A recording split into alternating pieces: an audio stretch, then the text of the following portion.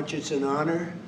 Another historic moment in the push for peace between Russia and Ukraine. We need support, American and European partners. 6 European leaders and the head of NATO flanking Ukrainian President Volodymyr Zelenskyy at the White House.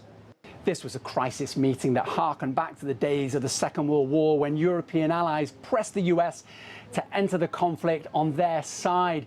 These European leaders jetting into Washington, D.C. with barely a day's notice as a show of support for Ukrainian President Volodymyr Zelenskyy, not just to prevent Ukraine potentially being railroaded into a peace deal that's unfavorable to it, but also to stop Zelenskyy being upbraided like he was during that disastrous meeting in the Oval Office of the White House back in February.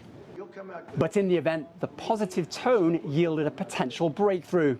I think we showed that we are strong people, and we supported the idea of the United States, of personally of President Trump, to stop this war, to make a diplomatic way of finishing this war, and we are ready for trilateral, as President said. This is a good signal about trilateral. I think this is very good.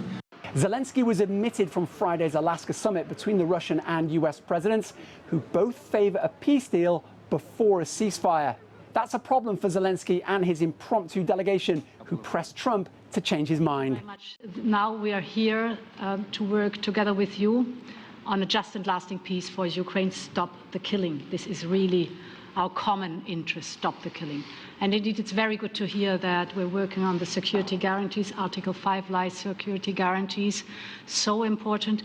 And there are many difficult issues to work through, not least Ukraine's demand for security guarantees to stop another Russian incursion. We're going to make sure that if there's peace, the peace is going to stay long-term. This is very long-term. We're not talking about a 2-year peace and then we end up in this mess again.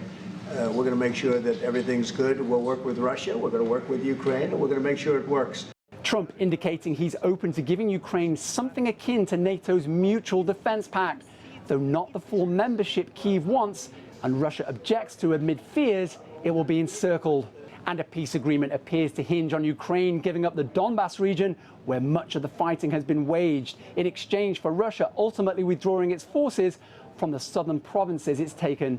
As the fighting continues, despite the momentum for peace these two summits are generating, Trump, having left Alaska with no concrete breakthrough, said he planned to call Putin after this extraordinary White House meeting. Owen Fairclough, CGTN, Washington.